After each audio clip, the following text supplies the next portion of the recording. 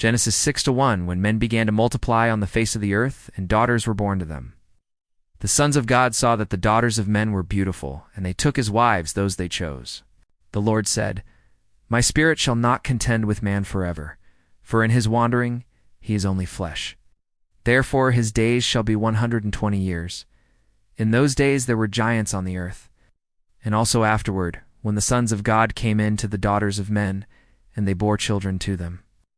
These were the mighty men who were of old, men of renown.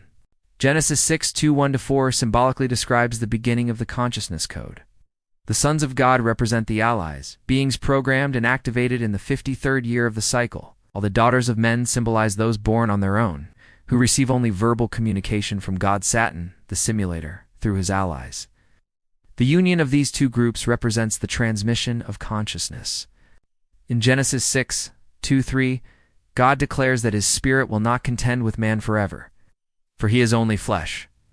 The expression contend Yahweh indicates a verbal communication, not yet a mental one. The limit of 120 years symbolically represents the number 3, meaning the half, the first time of the project. The second time of the project, the person becomes the medium, both receiver and transmitter. After the 182nd year, God can communicate mentally with all through a consciousness network.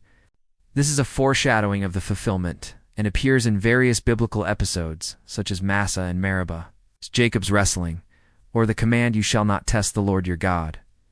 In the code, corresponds to the refusal of direct contact with God Saturn. I do not want Elohim ahead. The Nephilim, or giants, are the fallen from above asterisk from Nephilah, a symbol of a degenerated consciousness active in the world. They represent the activation of the degenerative code, which symbolically corresponds to what is called the original sign. This code does not end in that era.